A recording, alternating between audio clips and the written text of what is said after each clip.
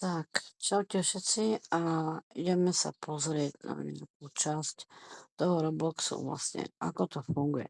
V tom Robloxu si môžete vlastne už keď sa zaregistrujete vybrať určité miestnosti alebo oblasti toho Robloxu. To znamená, že môžete sa tu stretávať, môžete ísť na party, môžete tu grilovať. Samozrejme sú to aj také hry trošičku aj nepríjemnejšie pre tú vlastne mládež, kde by som to úplne neschvaloval, že normálne sa môžu striedať a zabíjať. Je to akože detský virtuálny svet, ale naozaj sú tam až brutálne niektoré proste postavičky, činnosti, ktoré by v Robloxu ako pre deti nemali čo robiť, to je môj názor. Pretože vlastne ako tu vlastne sa správajú vlastne tie deti, že po sebe strieľajú, tak to je jasné, že to ide do škôl. A to je môj názor. Nemalo by to každopádne byť. Môžete si vybrať z rôznych vlastne oblastí, čo chcete hrať, hej, čo tu všetko máte, hej, máte tu nemocnicu a takéto, hej. Máte tu popisok vlastne toho, kde sa nachádzate, ktorí ľudia tu boli aktívni, alebo koľko lajkov to má, hej, to video, alebo tá oblasť, kde sa chcete pohybovať. Samozrejme sú tam rôzne aj úlohy, môžete aj zarábať takzvané, môžete si zbierať aj bodíky, aj coiny a samozrejme nejaké odmeny. Môžete si nakupovať aj autá, teda nie len jazdy, ale autá, motorky, proste domy a všetko možné môžete robiť v tých rôznych príbehoch, hej. A vlastne môžete si pozaňať veľmi veľa priateľov, kde môžete spolu komunikovať, zabávať sa a vlastne aj telefonovať si a zoznámiť sa aj nielen virtuálne, ale aj osobne. Ale ako vravím, že ten Roblox je už veľmi skazený, pretože tam naozaj ukazujú zbranie, kde vidíme, je to nebezpečné a tým pádom vlastne toto by nemalo byť, lebo naozaj tie deti vyjdú vlastne ze školy a robia to reálne, čo robia na tom Robloxu. Zabíjajú nielen spolužiaky, ale aj ostatné životy, ktoré sú nevinné. Takže takéto hry sa mi zrovna nepáči, hej. Nepoviem skákanie cez, ja neviem, blbosti alebo takéto hranie, ale napríklad zase tiež máme túto nebezpečnú situáciu, kde proste by to nemalo byť, hej, atentát na dom a takéto veci proste, no. Dobre, tak ideme na najznámejší Brookhaven, pozrieme sa, čo to nám ukáže. Ideme sa pripojiť.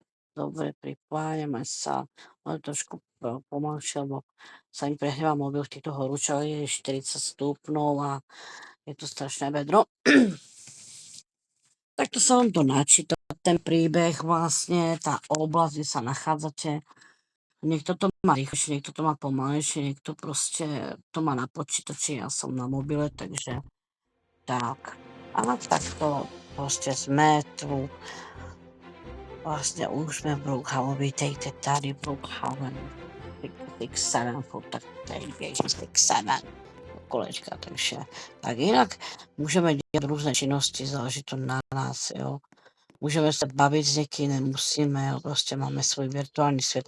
Tak prostě tady jsou ty obchody, různé hráčky, jo, prostě všechno možné, máte tady lékárnu, prostě máte tady policii a prostě virtuální města, jo, prostě jsou i odlehlejší části prostě. A někteří právě z těch Robloxů jsou postavičky, jsou i nebezpečí, že vás hnedka zabijou. Jo, takže víceméně ten Roblox by měl ukazovat bezpečnost těch dětí ve městě, na silnici, prostě na chodníkách, ale právě opak, vlastně tady ten tvůrce Robloxu dává právě volnou rukou tým dětem, že prostě můžou si dělat, co chtějí, až do hranice zabíjení, což víceméně by jsem pozdvihla na to ruku, takže opravdu, když tam uvidíte prostě střelbu nebo nějaký násilí, pak jako děcka vyserte se na to a vyhýbejte se tomu, protože nikdy nevíte prostě, který dítě vlastně na vás reálně zaútočí, jo, zbraní. Tak, ale my jdeme dál, budeme pokračovat v našem příběhu. Takže tady jsme se dostali například do takové předměstské části, kde vlastně můžeme si dát nejaké dobroty, alebo vidieť vlastne, aká džungla je, áno, vidieť zvieratka, vidieť proste,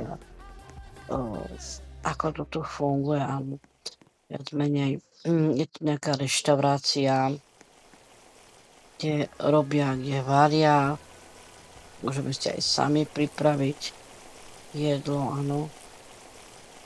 Tak to vidíme, že si vlastne pripravujeme to jedlo, krájame a tak blá blá blá. Poďme ďalej. Tu sú vlastne suroviny, tu majú sklad. Dobre. Ale nechcem teraz variť. To bolo na ukážku a ideme ďalej. Takže pozriem sa, či tu nejakých kamošov nenájdem. Aha, limuzína prišla. Počkáme, čo sa bude diať. Kto z nej nikto nič. No, počkáme, aby nás nezastrelili. Aha, toto je nejaký akože človek. Alebo ufón. Uvidíme, usmieva sa zatiaľ. No, pekný úsmev zrovna nemáš. Takže asi tak.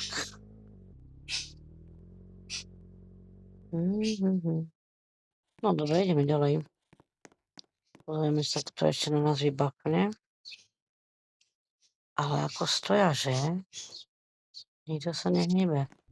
No, tady je tu nejaká magoraha. A to, o tomto zrovna vravím. Proste ten Roblox je vyvinutý úplne špatne pre tú detskú generáciu. No, tak tady máme akoby nemocnici nebo niečo takého. Tady máme autosalón. Ale si myslím, že to je výber. Big Franks. Autosalón krásny. Predaj aut. A to tuším, že si už kupujete za Robloxy, no. Vidíte. Takže takto, keby ste chceli si kúpiť ako nejaké auto lepšie, tak to máte za určité VIP vlastne Robloxy, áno. Takže tak. Niečo je zadarmo, niečo je zaplatené. Že to musíte kupovať, ale pokiaľ je to zadarmo, tak môžete to krásne využiť. Takže tak, no. Ideme hore mestom a pozrieme sa ďalej, čo tu objavíme, koho stretneme a samozrejme u toho neskončíme, lebo budeme sa zoznamovať a budeme samozrejme kúpovať dom. Pozrieme sa na domy. Tuto vlastne tie šípky vám ukazujú, kde môžete kúpiť dom. Buď chcete u mora, alebo ďalej inde. Zase more je taká kľudnejšia oblasť, kľudnejšia časť. Zakúpiť si taký domček, áno. Alebo prímestská časť, áno. Takže toto tiež. Môžete si postaviť domček vedľa svojho kamaráta, áno. To není problém. Takže asi tak, aj toto je zaujímavé. No, myslím, že tuto idem a vlastne tým, že vlastne prídem k tej tabuli, ťuknem na tú tabulu a vyberiem si dom, ktorý sem s tou hviezdičkou, prosím vás pekne, to sú platené domy, áno. To sú platené, to sú prémiové domy. Áno, tieto obyčajne, dáte zelený like a vyberiete si, aký chcete, áno. Tento je tiež platený, áno. Môžete si akýkoľvek domček vybrať, ktorý sa vám ľúbi. Dáme si tento a už sa nám stavia. Asi tak. Je to zaujímavé, že? Za chvíľku a máte svoj vlastný dom. Samozrejme, nezabudnite si ho vždycky zamknúť, keď odchádzate, áno. A ešte tuto vlastne sa vrátite k nemu. Ešte keby ste si ho chceli uložiť, tak tuto si dáte vlastne uložiť, dáte like a máte uložený domček a ideme ďalej.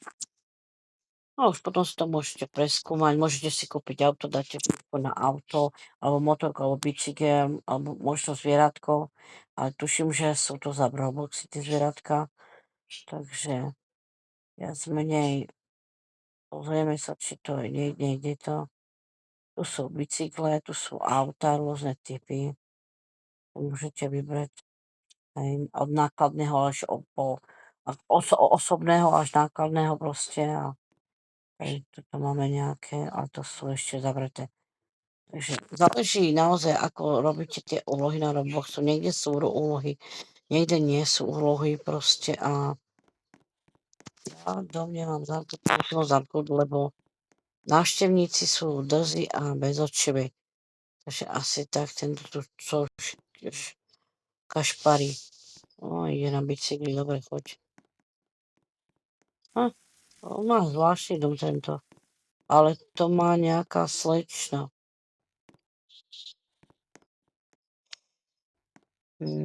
Zazvoníme, môžeme aj zazvoniť, pozerajte. Vidíte to? A niekto nám príde otvoriť. Zabúchame a má sa zamknuté.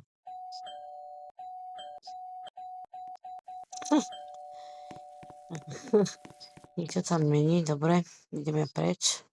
Aj on to skúša. Má návštevu list. Oh my god. Ideme sa pozrieť ďalej. Nejaký dom. Tak toto bude vážne. Pozrite sa, ako chce ísť do môjho domu. Takže má smolu, môj dom je zamknutý. Vidíte to? Že sa tam nedostane.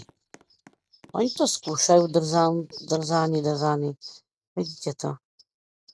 A ja mu neotvorím, pokiaľ ona alebo on neodíde. Takže asi tak. Ja mám pridať do priateľov, asi neviem.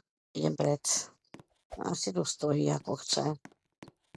Treba si tie domy zamykať, lebo nie, že by vám niečo ukradli, to nie. Ale oni proste sú takí schopní vás vyštvať z toho domu. Takže asi tak, ideme do mesta.